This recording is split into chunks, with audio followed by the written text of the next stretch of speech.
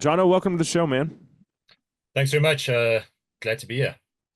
Yeah, so I think most of the people listening understand that while the show airs on the radio, it's not live, right? I mean, we've got 20 stations that carry the show; they all air it at different times. But I rarely record at 8 o'clock at night, and so I got a beer. I never get to drink beer while we're recording, so cheers. Well, I got to say thanks to you, man, for squeezing me in. I know when we were organizing this, you sent your times through, and I thought, oh, darn, I can't make those times, but I really wanted to be on, and I sent it back to you, Absolutely, and you were yeah, like, man. yeah, let's do it. So I had to quickly get the kids off bath, tell them to keep it down, feed them, everything, and I was like, okay, doors closed, leave Yeah, dad alone now. So thanks very much, man. I appreciate it. no, my pleasure. How old are your kids? My little girl she's actually turning 9 in a week, and my son is 7. So yeah, Oh man, still that's a small. great age. It Um, is. Mine are 12, 10, and 10, and the twins will turn 11 in November, and then my son will turn 13. I can't believe I'm gonna have a teenager. But 9, 7, 7, or 9 and 7. I mean, those. I'm just added a kid to you. Think everyone has twins, right? Uh, those are fun ages, and Yeah. my kids are still fun.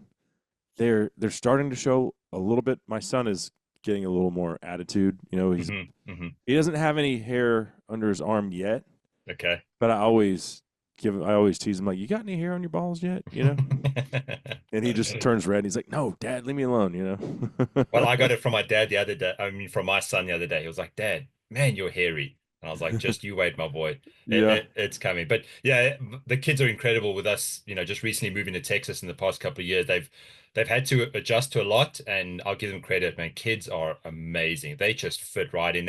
They're playing new sports, new sort of cultures, new school, but they just took to it duck like water, and really proud of them.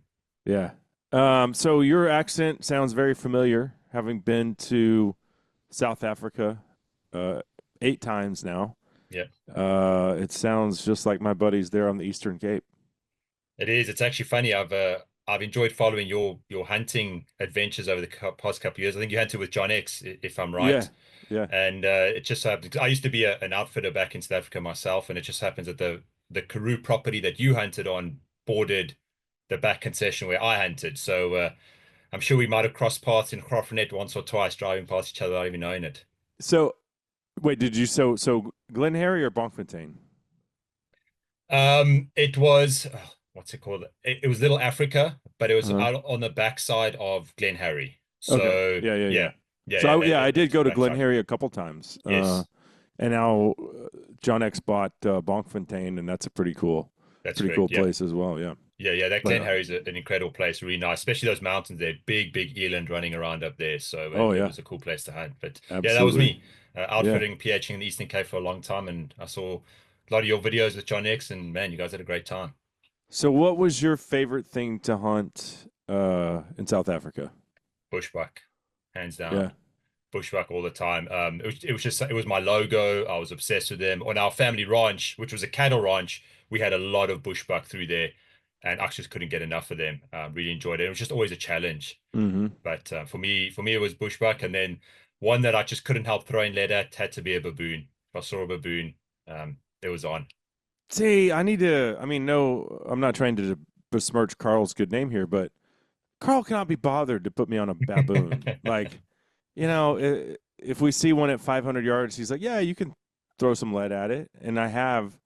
But he's not interested in going baboon hunting because and I think the real reason is because that doesn't get him any mileage on True. the video. Like we can't put a baboon hunt on YouTube, right?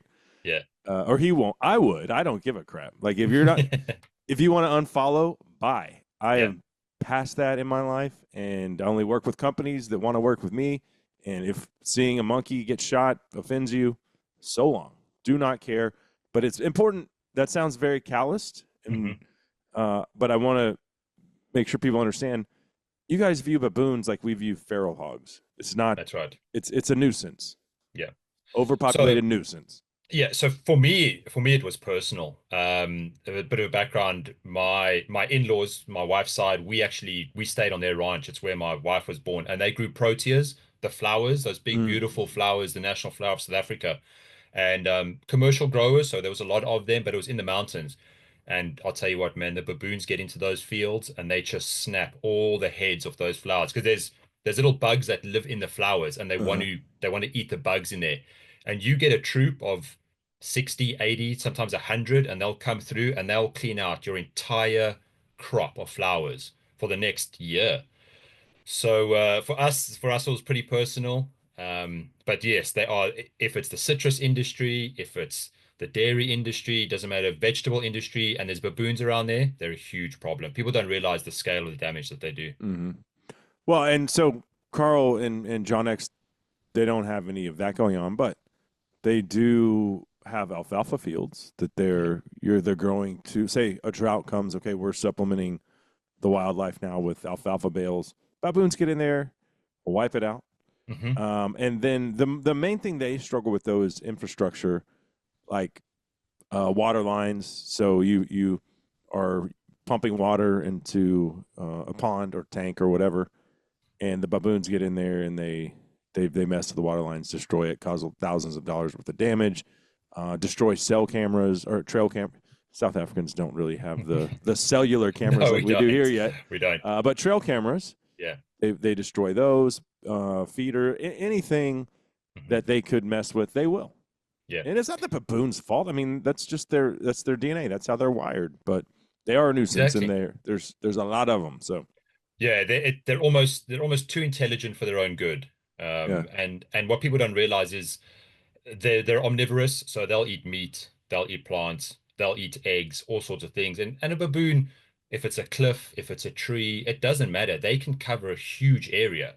I always remember my father-in-law telling me he'd been on the ranch for, close to 60 odd years, and he said he can distinctly remember a decline in bird populations and certain bird species have disappeared off the farm compared to an increase in baboon Mm. populations, hands down. So they're a very destructive species if they're not kept under control.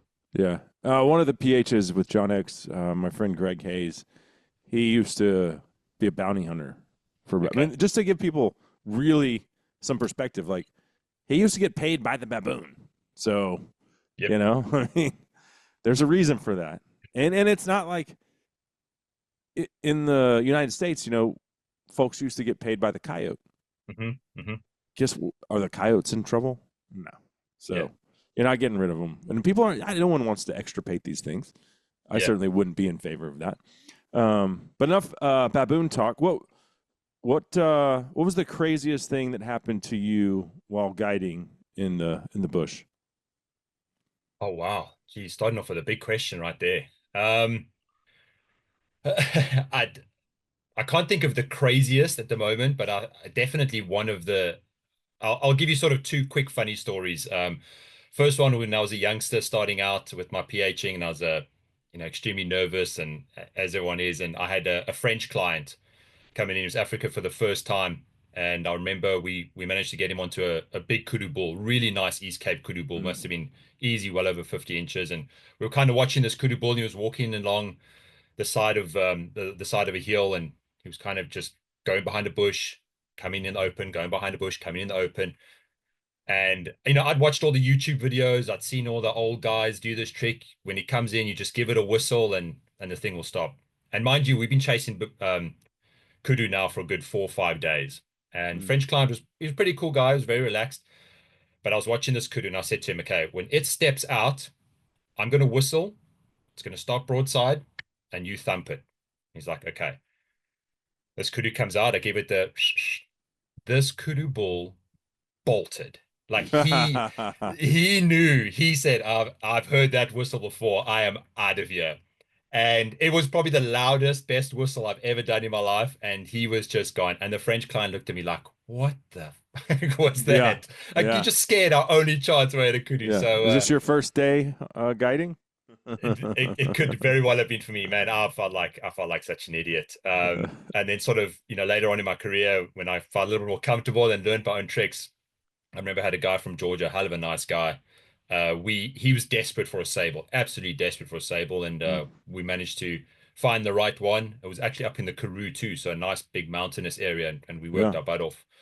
Got him in within range. He wanted to shoot something within 100 yards.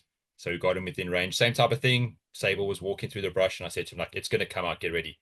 And he's on the sticks, and he goes, Jono, like, I'm sorry, man. And I go, what is it? What is it? He goes, I got to take a shit so bad. Like, I cannot, I can't stay it. And I'm like, your sable is coming. Like, you better hold it. And he said, I can't, please. And he basically just gave me the rifle, and he went running off. And about a good 10 minutes later, he comes back, and he's only got one sleeve on. Oh So yeah. luckily we managed to catch up with the sable, drop the sable, all good. And I said to him, where's your other sleeve? And he goes, where do you think it is? Yeah. So yeah, not the craziest of stories, but just some good lighthearted stories out in the bush. Yeah. I never go anywhere without toilet paper. Yep. Ever. I went moose hunting a couple weeks ago in Canada, and first afternoon, we're sitting there for like 4 or 5 hours just calling in the same spot. I'm like, it gets pretty monotonous at I that bet. point. And I'm like, I'm gonna go take a crap. They're like, do you need to borrow some toilet paper? I was like, no, I don't. I have it with me at all times. Yeah. Like I stole it out of the lodge right before we left. Like, no, I'm good. And one of the guys goes, good, because it was one time I had this big old fat guy, and we're out and we're moose hunting, and he's like, hey, bub, I got to take a dump. He's like, okay, knock yourself out. And he goes, you're going to have to give me your sock. Oh no. And he goes, the hell I am. Use your own sock, bro. Like, Yeah. I'm your guide. I'm not giving you my sock. That's a line that you're not crossing. I mean, anyone ever ask you for your sock? No, no, but you know from hunting in South Africa, we don't have many leafy plants. Everything there's got thorns on, Oh, so yeah. you better come prepared. But what if a guy said, hey, you're my PH. I'm going to need your sock? Oh man, it depends on how the tip's looking, to be honest with you, as the trip's going by. Uh, no, look, Yeah. if you're in reaching distance of the truck, you could probably quickly send a tracker back to quickly grab some. But if you're far away, you just say to You're them, not getting man, my sock, man. I don't no, care.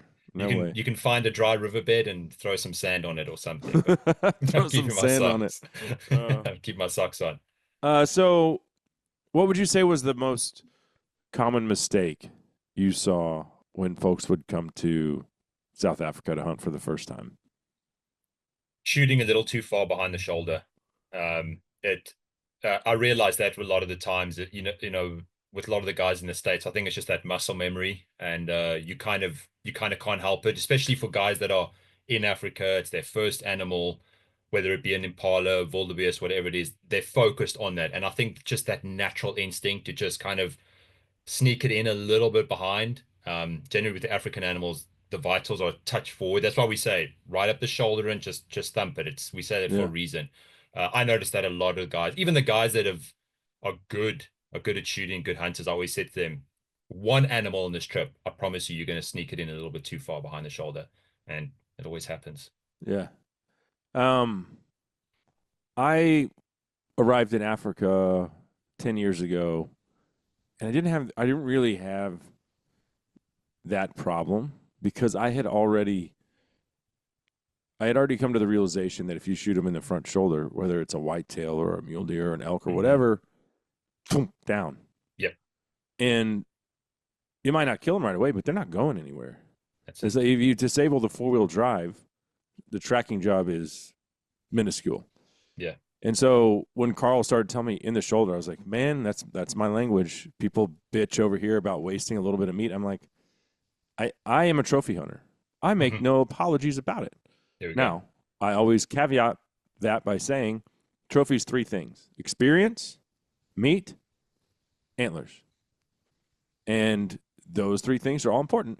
And the antlers, it sounds like, oh, you're just a headhunter. No. The best part of the whole deal is inviting people over to watch the Cowboys. For you, it would probably be the Springboks or something. Yep, that's it. But for me, it's the Cowboys, and we come over and have a wild game feast on a Sunday because most of my friends, to be honest with you, the folks I grew up with don't Yeah. hunt by and Hmm. large. The guys that I've become friends with as an adult, yeah, of course, my hunting buddies that go to Africa with me or share a deer lease or whatever, it's commonplace for them. But My family isn't made up of a bunch of hunters, and so they come over and they're like, "Cool, what are we eating?" And that's when I'm Yeah. like, "Oh yeah, yeah, this is like I'm in my element here."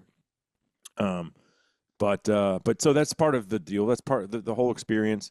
The trophy is meat and antlers, but also the antlers or horns in Hmm. Africa. Hmm. That just means you shot the most mature male out there who's smart. Yeah. Because if he's mature, he's lived a long life. He's escaped predators. He's escaped hunters' bullets or arrows. And you match wits with them, and you got the better of them. And so that's something to be proud of. And it's also conservation. Like Yeah. that's the bit. That's the thing people understand. Like, yeah, we want to take the oldest male out of the gene pool. He's already bred. He's proven Hmm. he's smart. He's sown his wild oats. So yeah. But if someone says, "Oh, you're a trophy hunter," I'm like, "Yeah, I am." But Yeah. it's not just about the antlers or the horns or whatever. Well, And you're 100% right because I was actually going to do a try and do a podcast episode about this where I think a lot of the hunters, especially trophy hunters, we need to get to the point now where we're unapologetic for what we do. You yeah, know, screw it. Say what you want, call us what you want. I never used to like this whole tag of calling it a sport.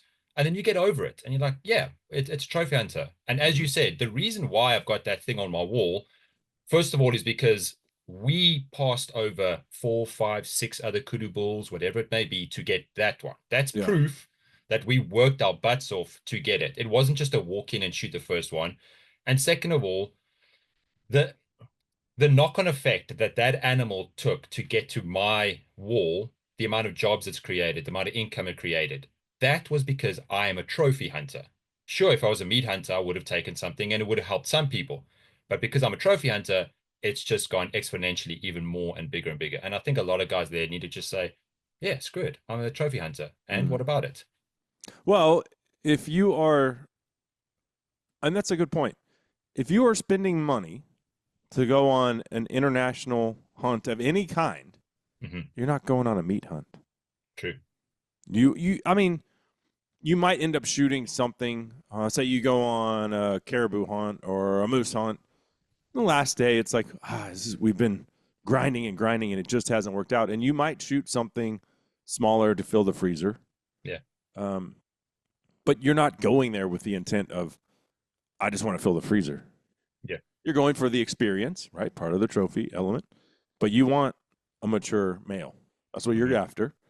And I mean, the entire African hunting model, especially South Africa, would not exist if it was like, we just want to bring meat hunters over. True. Like you guys have local boys that do the meat hunting. And if there's a call Hmm. that needs to take place, like Carl's like, man, I have 700 black wildebeest. Yep. I'm going to get it down to 300. Okay, call the local boys. They're happy to do it, you know? That's it. Yeah. So, If because a lot of people have this perception or this idea that it's somehow the South Africans or Africans that are not allowing you guys to take the meat back, which isn't true. You know, that restriction comes from the US side or the European side yeah. for not importing that meat. And the reality is that if, let's say, for example, you guys could take the meat back with you to the States or Europe, whatever, the hunting industry wouldn't be what it is today. It would be a fraction of the size. Guys would take back all of this meat, first of all, so they wouldn't have to come back maybe the next year or the year after. And secondly, it will kill a lot of jobs in South Africa. You know, a Mm-hmm. lot of that meat, we can sell it in supermarkets. So Mm-hmm. all of a sudden, you're talking about processors, butchers, um, then you're talking about the local guys. They wouldn't have a place to hunt if all of this meat was getting exported. So the fact that you can't take the meat back, in my opinion, is actually a good thing and it strengthens the industry. There is no better model than the sustainable use hunting model in South Africa and other parts of African countries. Well, and I mean, none of it gets wasted. And I've told the story many times, but I'll say it again. When I shot my buffalo, we took, it was probably half of it to the Carlisle School, which John X Safaris, the John X Foundation had come in and dug a well. They had put in a soccer field, put in basketball goals. They had paved. I went to another school this last trip, took my son, we played soccer. We were playing in a field of rocks Yeah. with no goals, just sticks put up. Yeah. No, these kids, and Carl is going to do the same thing at that school. And that one's up by Bonkfontein, so that's his next Okay. project. Yes. But the one by the Woodlands, dude, everything has been redone because of hunters, the infrastructure. And this isn't just Carl saying we're giving X percentage of all of our hunt proceeds to the. No, this is on top. These are hunters just saying, Carl, you took me to that school, and I want to invest in those kids. Yeah. I want to give them a better life. And so we took my buffalo over there, and I'm not exaggerating. When I say they sang and danced, they really did. They sang and danced. Like they were so thankful, appreciative. The teachers were leading it. I mean, it was just like it wasn't a fake thing. They Hmm. were like, thank God. Yeah. We appreciate it. This is going to make meals for the next month for all of the kids. So It's huge. As you said, nothing goes to waste. And kind of touching back on the baboons again, every baboon we shot was eaten. Okay, I would never eat a baboon. Got no chance in hell of me eating one of those things. But a lot I of the try anything once. ugh, I couldn't, man. I couldn't. But the guys that used to work on our cattle ranch, they would, I kid you not, they would take a baboon over a prime Angus steak any day of the week, and they absolutely loved Huh. it. They would turn down beef for baboon. Nothing goes to what you can't in a country where there's so much unemployment and so much poverty. Yeah. It's impossible. Nothing. You don't even see roadkill on the side of the road because everything just I gets never picked up and have. taken. No, you Yeah, I don't. never have. I can't believe it here in Texas how much roadkill I've seen, and it's just lying there. I'm like, isn't Oh, anybody it's picking this illegal. up? You're not allowed to pick it up. It's insane. You just don't see roadkill in South Africa. No. That's a good point. I have never even connected the dots on that. But yeah, Yeah, there's not never seen a dead animal on the side of the nothing road. goes to waste. No. Um so was there a specific guys coming for a plains game hunt, was there a Mhm. specific caliber that when a hunter showed up you're like, I like this guy. And versus one where he showed up with this caliber and you're like, hmm. Or maybe it's not a caliber, maybe it's bullet selection. Yeah, to be honest with you, I was personally, I'm a 270 guy. My own personal rifle is a 270. I loved it. I think it's pretty much covers most things across the board for plains game. Once you get into the eland and the bigger boys, you kind of you're pushing your luck a little bit there. But I just noticed the guys that had the sort of that 243, 270 around there type of caliber, they had confidence in themselves. Like they knew they could shoot, Guys would excuse show me. up with a 243. Oh yeah, yeah. Especially Wow. the guys that were they knew they weren't going to go after eland, buffalo, those types of Hmm. things. They were happy with their plains game species. But not to kind of hop on the 300 Win Mag guys, but every time they pitched up with one, you were like, okay, he's going to blast a hole in it. We're going to get them down, but he might be commentating a little bit here for it. But honestly, it didn't matter what caliber the guys had. You could always tell the difference between the guys that just put in that little bit of work before they came over and those guys that were kind of like, oh, I'll see what I do on the trip. Hmm. It was a massive difference. The guys that just a couple of fired shots down range and practiced their sticks made a massive difference on the trip. Really did. Carl told me he once had a guy from Italy shows up with a new rifle, and the scope is in the box when he gets there. Yeah. He was like, oh, this is going to be a rodeo. Like, This is gonna be and then he fun. asked Carl to put the scope on for him. He's like, you install it. Like, I don't know what I'm doing. Well, I'm just here. I was like, oh, God. Yeah. I had a guy from Brazil came out with a bow and he'd never bow hunted before in his life. And he booked a 10-day trip. And that day in Africa was the first time he used his bow. And how many animals did he shoot with the rifle? All of them. All of them. He wounded. Look, I'm a bow guy myself, and I thought, okay, I'm really gonna try on this one. He was a cool guy, and he wounded a blessed buck on his second day. We got in real close, and after then, man, it was just flinging arrows all over the place. And I said, look, with all due respect, like you're kind of wasting your own money here and time. Here's a rifle. He could shoot, Yeah. but he just had this notion he wanted to do it with a bow. Bought a bow, flew over to South Africa, took it out the box, and was like, let's go. I'm a bow hunter So now. that's it. That's it. Bow hunters, yeah, you got to kind of lower your expectations going into Africa. And if you don't want to sit in a blind and you want to walk and stalk, you're not coming home with 10 or 12 animals. You got to be No. realistic. I've done I've taken my bow over there twice. Hmm. And I think I've killed 4 animals with it. I've killed an eland, sable, Kalahari springbok, and there's one other one that I'm forgetting. But it's not easy. No. The first time I took it, I did I did do I think I did do a giraffe on that hunt too, and so I ended up borrowing a 375 H&H, but I Okay. think I killed three animals in 7 days. Yeah. I Sounds was about happy with right. it. I didn't Yeah. care, Yeah. but like, Sounds about right.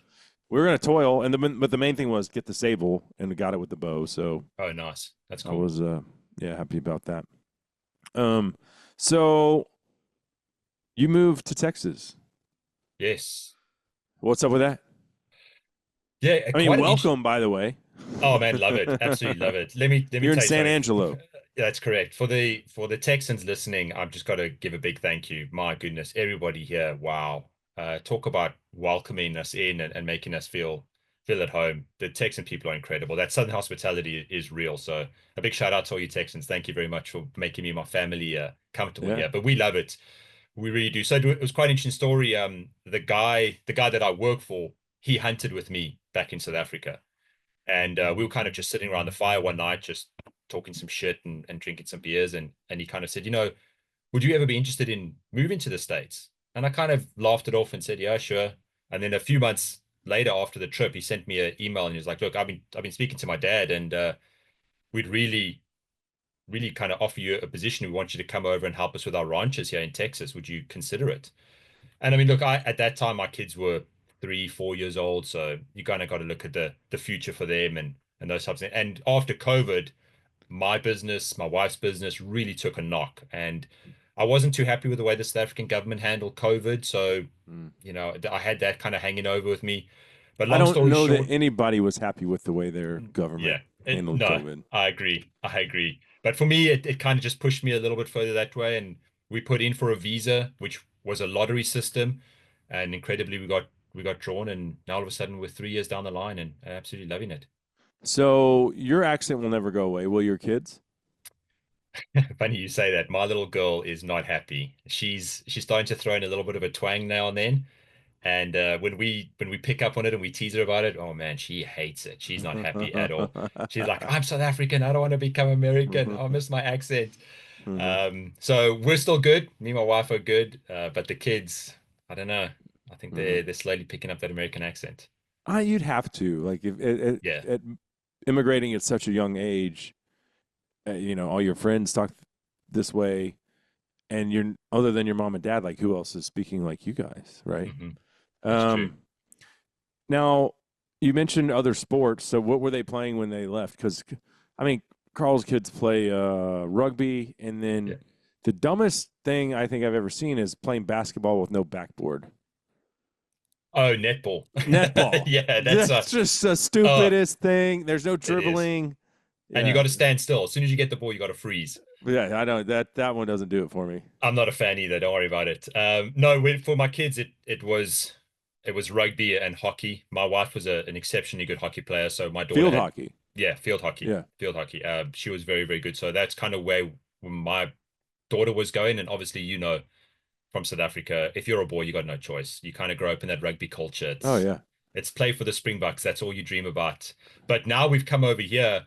My little girl, she's really into her dancing. She plays soccer, loves soccer. I yeah. coach her little under 10 team. My boy plays soccer and then he does dirt biking. Oh So sweet. yeah, he enjoys that. It's an expensive sport. I don't think I'll get into that one, but we're deep in Well, it wait, I now. mean, wait until if your kids continue and get into club soccer, Yeah. then you're like, oh, $4,000-5,000 a year per kid. It's crazy. I can't believe the setup of the sports here. It's very different because in South Africa, everything's through the school.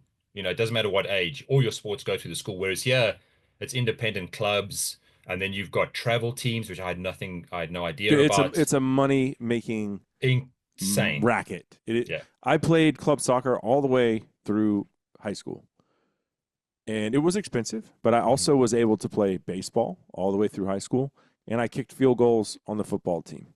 I was able to do 3 varsity sports. Yeah. Kids cannot do that anymore.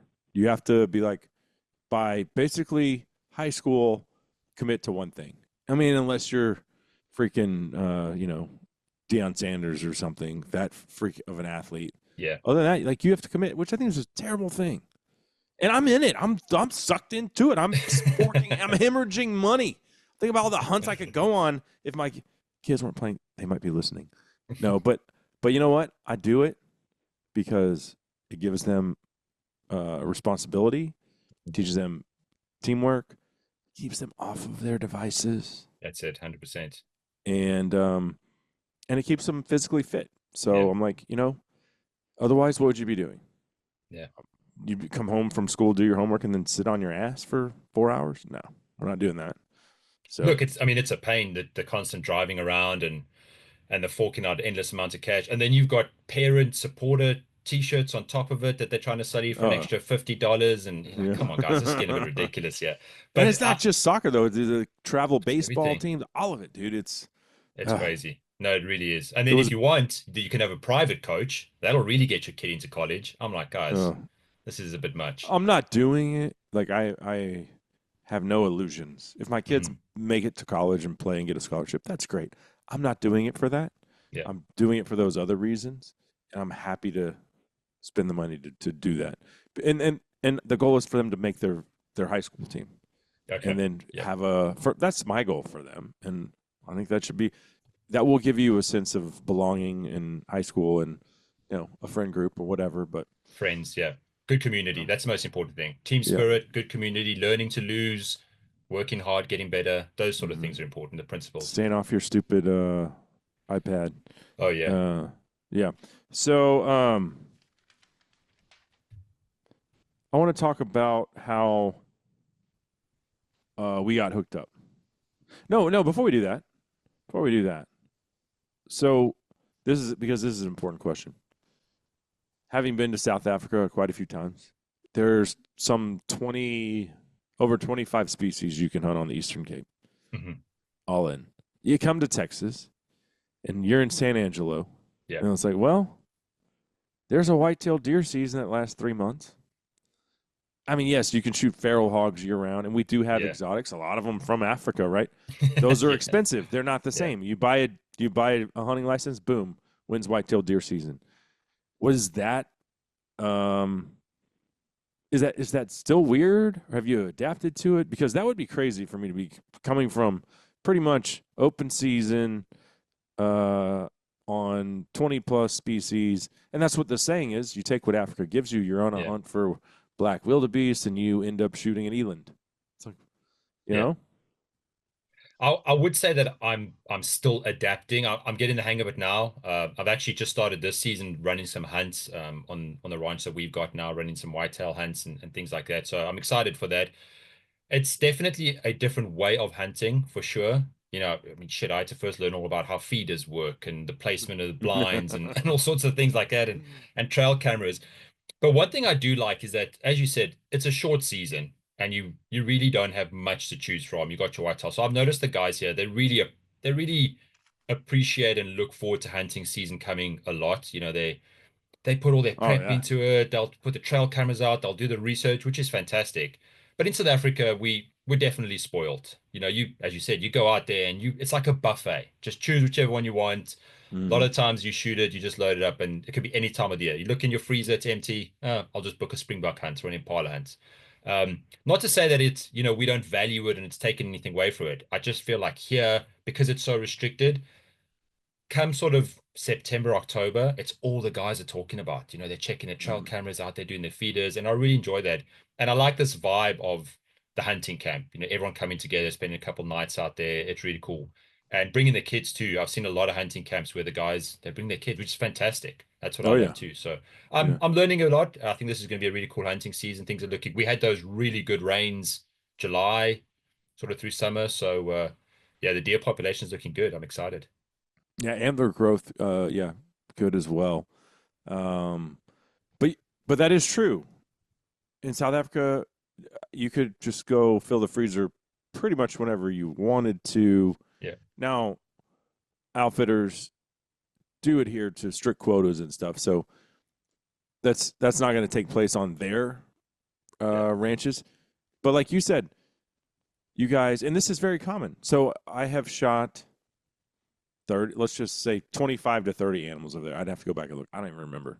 Yeah. Ironically, I could tell you if I look at the rack when I shot it, what trip, what safari that was, who was what trackers come and go. I could tell you what Yes. tracker was there, um, but I don't remember. I don't remember how many animals I've shot. But here, if you got to the end of the season and you've been toiling and you're just like, I haven't gotten the big buck or he's eluded me. Yeah.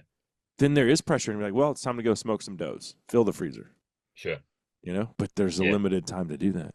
It So, is. It's that clock sort of ticking in the background for sure. But for me, I've been very fortunate. I've shot a lot of animals and done a lot of guiding. And to be honest, when I came over to Texas, I kind of enjoyed the fact that I could kick back a little bit, and it wasn't such a, as a PH, you're under a lot of pressure those seasons. Now I'm focusing more kind of on my kids. They both want to hunt. They both want to get into it, which I enjoy. And the nice thing about here at Texas is that they're really sort of encouraging or bringing kids into it. You got the youth season, all that type of stuff, which I like. So that's kind of my focus at the moment, is getting them all excited for it. And again, if a spike steps out, you can see my boy. He's like, Dad, take it yeah. down. It's going down. I'm like, hold on, boy. I'm trying to figure out how these antlers work yet still. And even I can see that that's not ready to Yeah. shoot yet. So yeah, that's kind of what I'm enjoying at the moment. Uh-huh. Well, so how I came across you, this Yeah.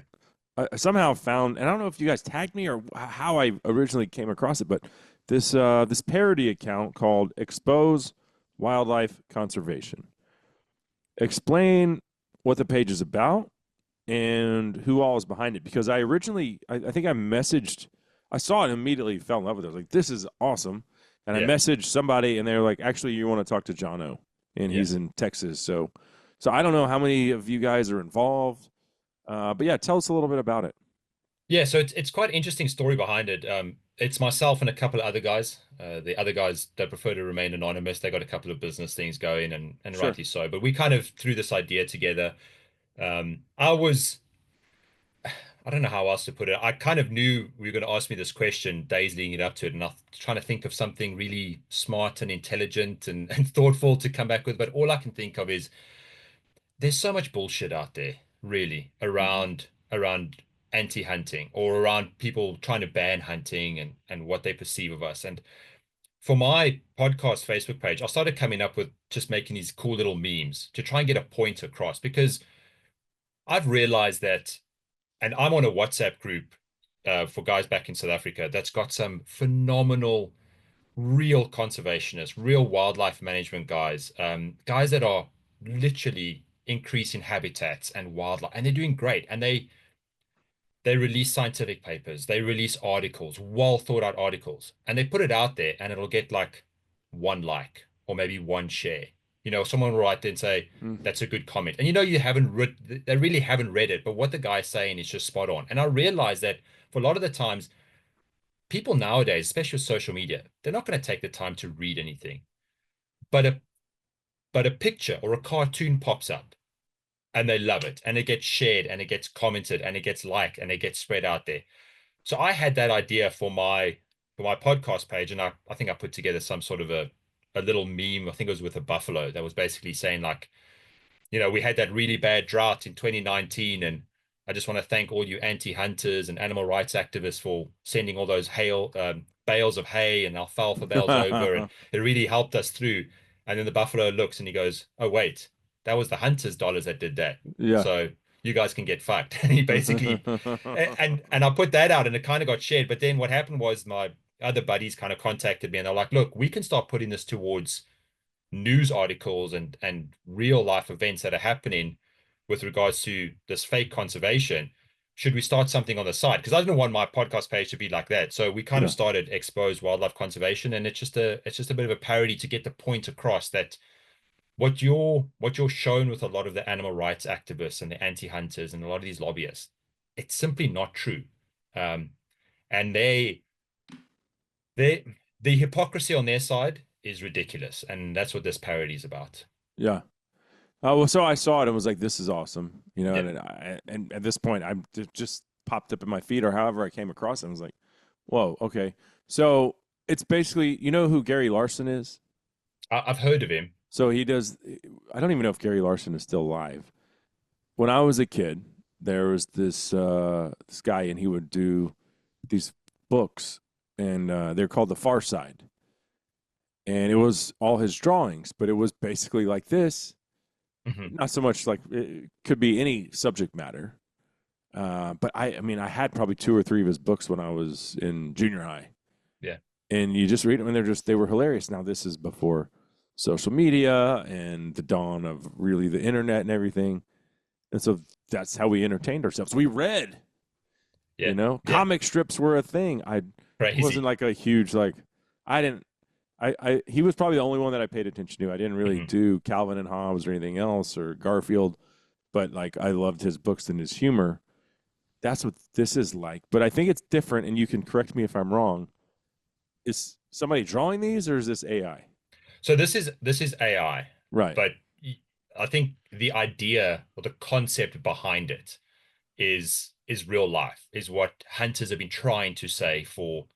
I mean, I'm sure you've got your fair amount of backlash online and comments, and it just seems to be the same comments over and over again. And I've worked in the photographic industry for a couple of years, and I've had these discussions, and you try and remain respectful, you try and put your point across, but it doesn't matter how many times you say it, it just doesn't get through to them, or they'll come back with insults.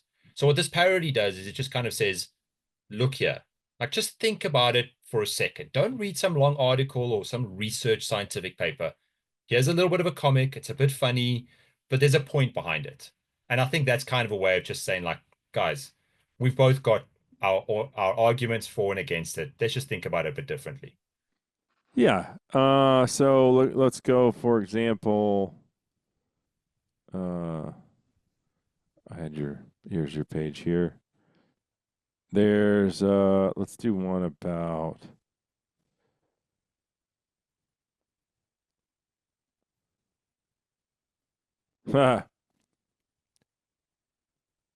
you hunter. So I love the fact that this lady on the tractor, and on her tractor it says honk if you love vegans, and she's running over a pile of, again, this is all cartoon, folks, okay?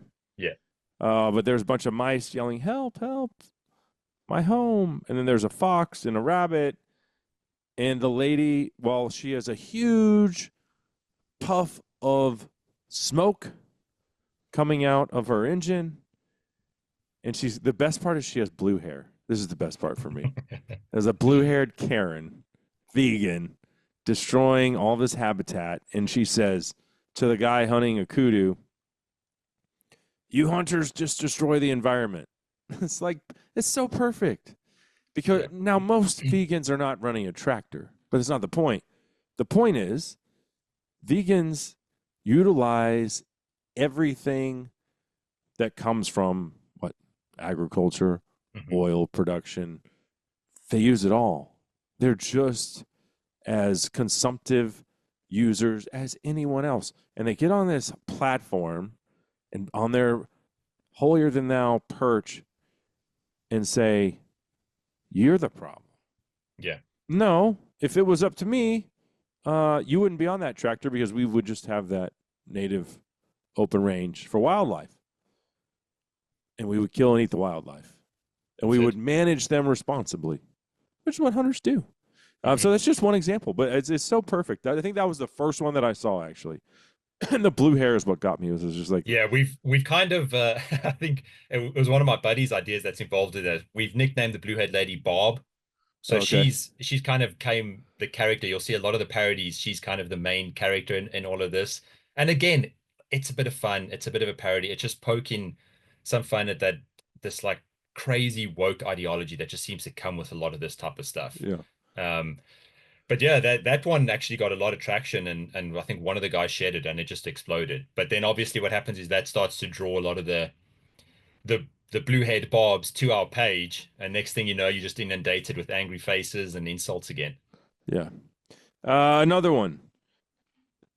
A lady, a blue haired Bob, and a big old fat lady, of course. Um, Maybe if she ate some wild game, she'd lean out a little bit and look like she has an ounce of self respect. But big old fat blue haired Bob lady holding up a sign in a PETA shirt, like my PETA shirt that I'm wearing right now. People Yeah, I saw for that. the eating That's of awesome. tasty animals. On the back, on the back it says, "I love cats. I just can't eat a whole one by myself." I love it. I hate cats, by the way.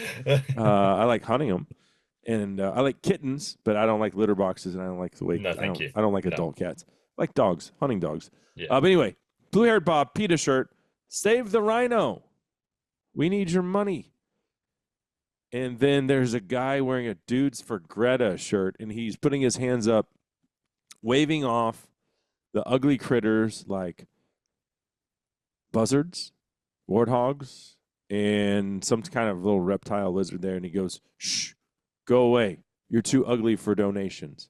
So true. That's PETA it, hey? people do not care about anything other than the species that they can get a visceral, emotional reaction from, the simpleton morons that want to support them. And it's all about preying on emotions, but you can't get them to say, "Ooh, I want to give you $100 to save an ugly ass vulture." Yeah. I don't care. No, Show me something with spots or stripes. I want to save that. yeah, there we go. It needs to be really cute when it's a baby, and it needs to play on the emotions, like a Yeah. panda, like a rhino, like a tiger. It all has to be cute and fluffy, and something that's going to get that sort of stay-at-home mom wherever in the Midwest America that's just going to donate $30 or $40 a month because that's where they're going to get their money from. You know who's not ignorant to the reality that hunting is conservation? It's the people running these organizations. They know, but they don't. They have figured out how to get rich, preying on the emotions of the idiots that support them.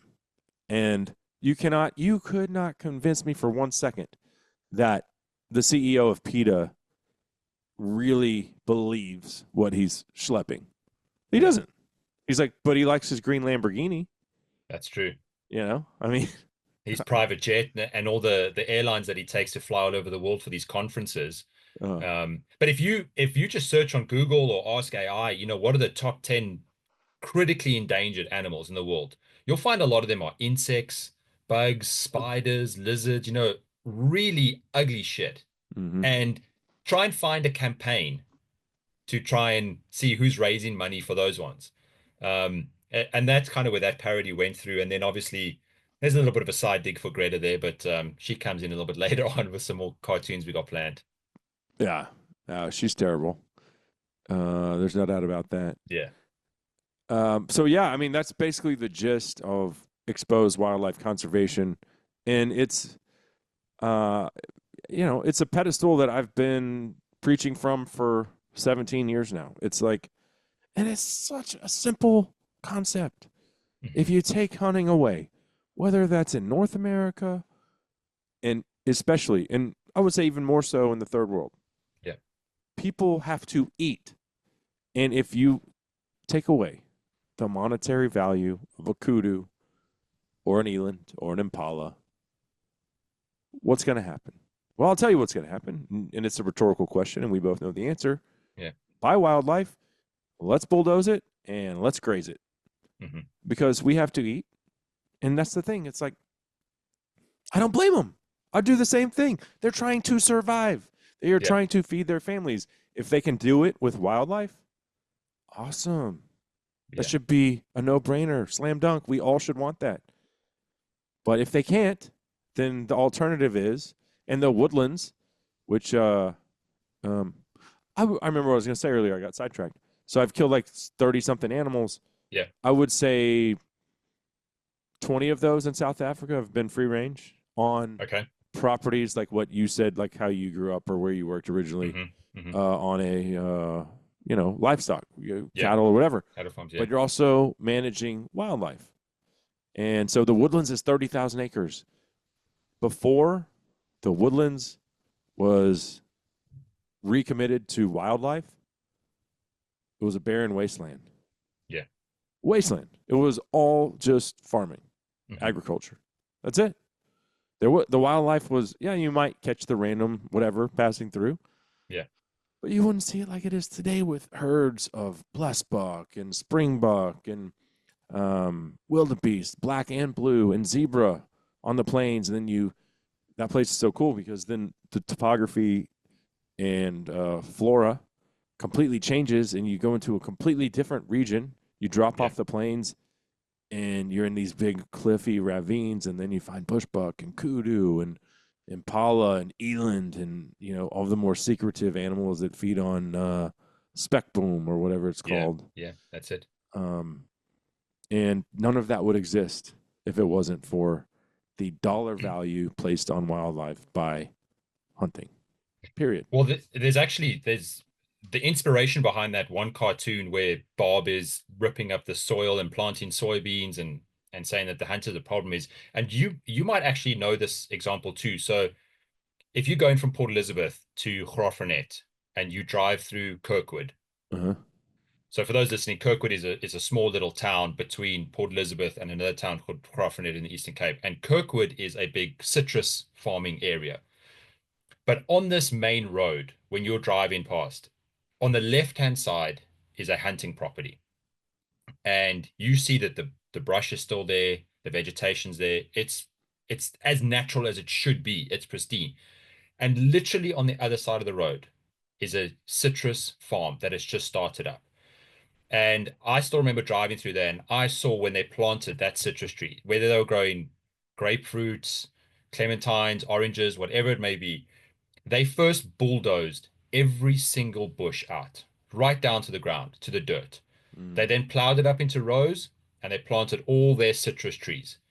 And then they built big earth dams so they could catch the water so that they could irrigate and fill it with fertilizer. And obviously, that water is now contaminated with fertilizers and everything.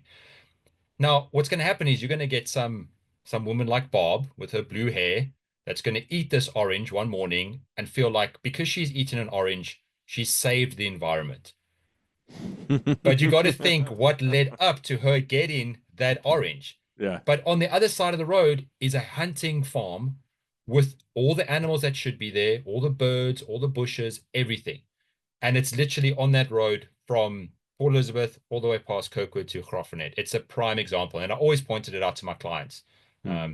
And that's kind of for me what inspired that cartoon, just the hypocrisy. Yeah. But I also think it's important to point out that while, yes, if you took the value away from wildlife Hmm. in a place like South Africa, Yeah. anywhere in the third world, especially, um, that you could still have livestock and Yeah. wildlife coexist to Hmm. some degree. Not if you bulldoze everything and just turn it into pasture, Exactly. but you can still have. I mean, it's like every deer lease in Texas. There's cows. Hmm. Some of it's bulldozed. There's winter wheat fields, right? I mean, they can still coexist. You Yeah. turn it all into a farm for agriculture. There's there's no cover for wildlife. Mhm. They might come in there and be a nuisance. Now they're a nuisance, right? They might come Yeah. in at nighttime and try to eat your citrus. They ain't living there. Yep. So now you've created another problem, human wildlife conflict, because you ripped away all of the habitat, put in stuff for human consumption, and yeah, well, I mean, of course, wildlife are going to eat it. Yep. So, We actually did another cartoon for that exact same example where it was about leopard hunting. Now, as you know, in South Africa, they haven't released any quotas for leopard. And I don't think they ever will because they're too worried about the backlash they're going to get from their ARAs. So we put together a parody where a cartoon where there's this leopard and he's just eaten a whole flock of sheep. yeah, That's the this one. one, yeah, That's the one, yeah. uh-huh. And there's a big sign that says no leopard hunting, and there's a really pissed off farmer there. And he's got this image where his sheep have got a monetary value. To him, that's his livelihood. Mhm. The leopard, who's got a big red cross on it, he can't hunt it, so he can't get any income from it. It's eating his sheep. So he's dug a little grave next to it with a tombstone that says leopard, and he's just Yeah. going to give it the 3S rule. Just Oh shoot yeah. it, shovel it, and shut up. And that, exactly like you said, you take the value away from that wildlife, it's gone. Mm-hmm. Well, and to be honest with you, I don't think that the farmer would be able to shoot it. He'd probably poison it. Yeah. Yeah. or snare it, realistically. do Yeah. anything. Yeah. Yeah. And it's going on. It's happening in South Africa. It's sad. I remember there was a group of farmers Well, I know that are, John X has leopards on their property. Like they do. I left stealth cams over there, and they have picked up leopards. Yeah. They don't get any quota, Hmm. but they're there. And they welcome them. They understand the importance and how they fit in. Those guys, they could wipe at them out in a week, a month, but they don't. Mm. They understand the importance of them.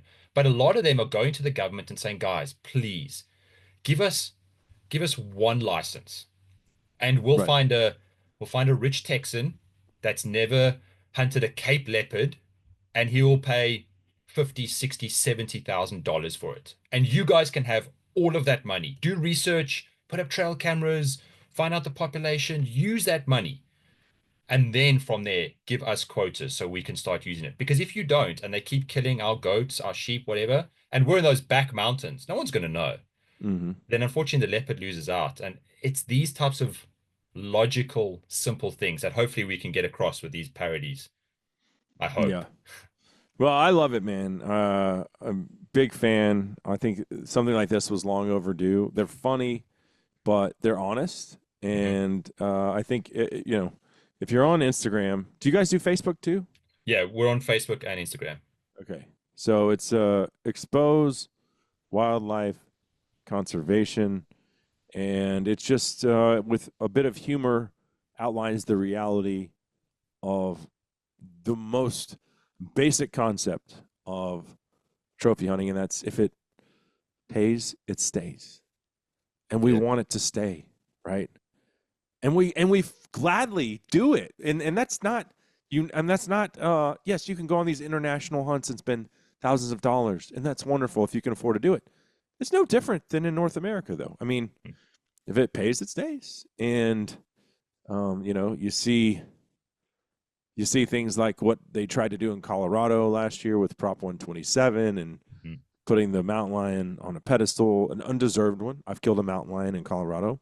Yeah. Um, those, and you see it with wolves too. Like we are in a eternal battle here in the States with apex predators and the ability to manage them.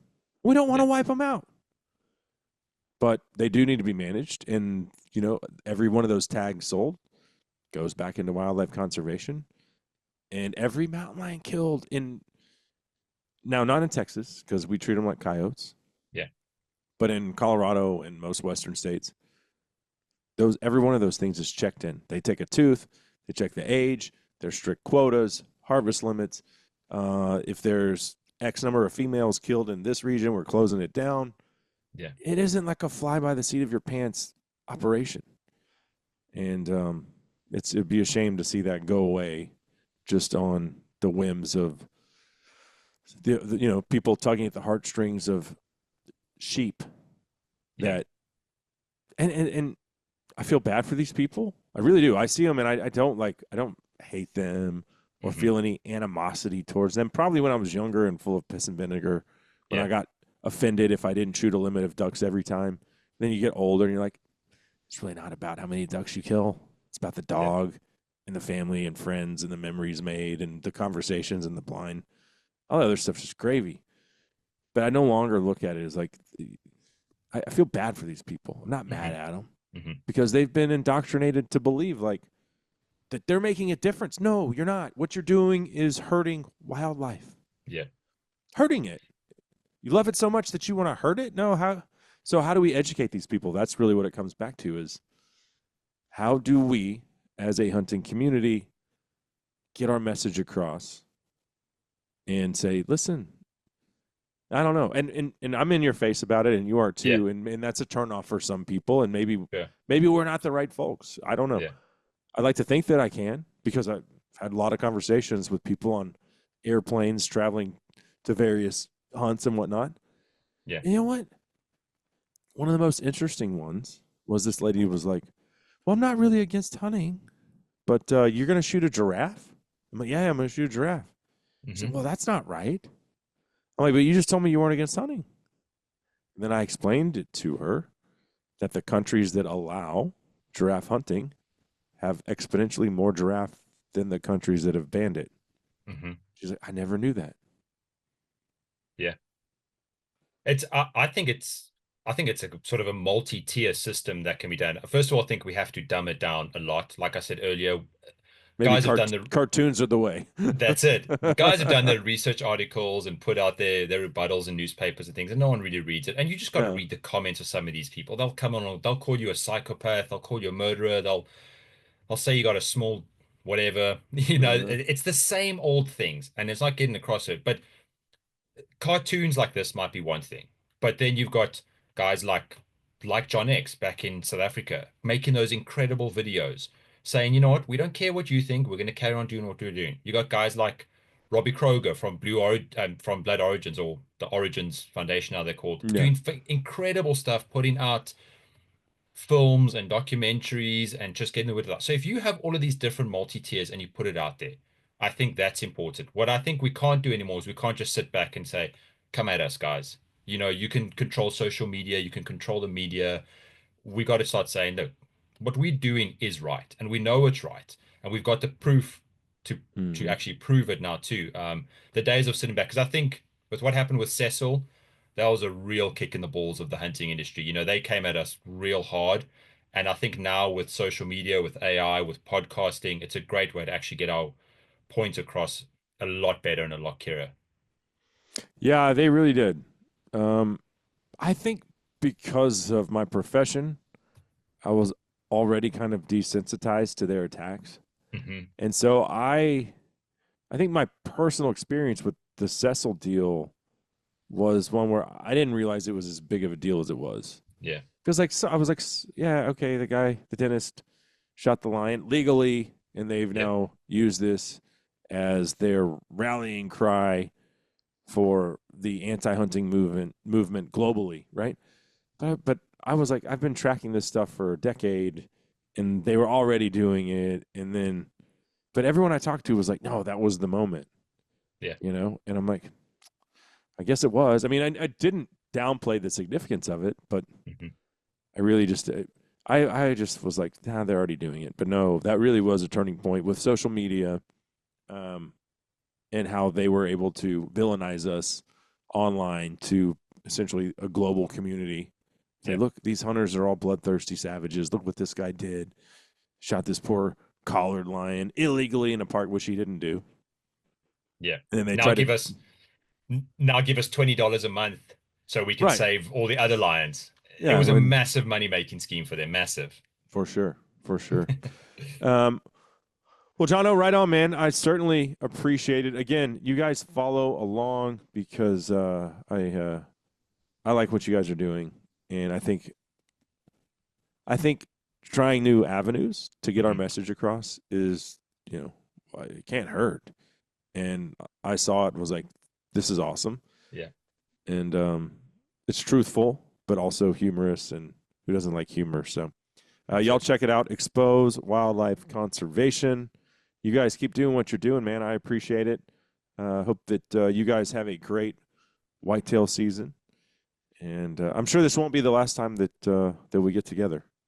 Yeah, 100%. First of all, thanks very much for having me on. I really appreciate it. And if the Plug your guys could podcast too, man. I'm sorry.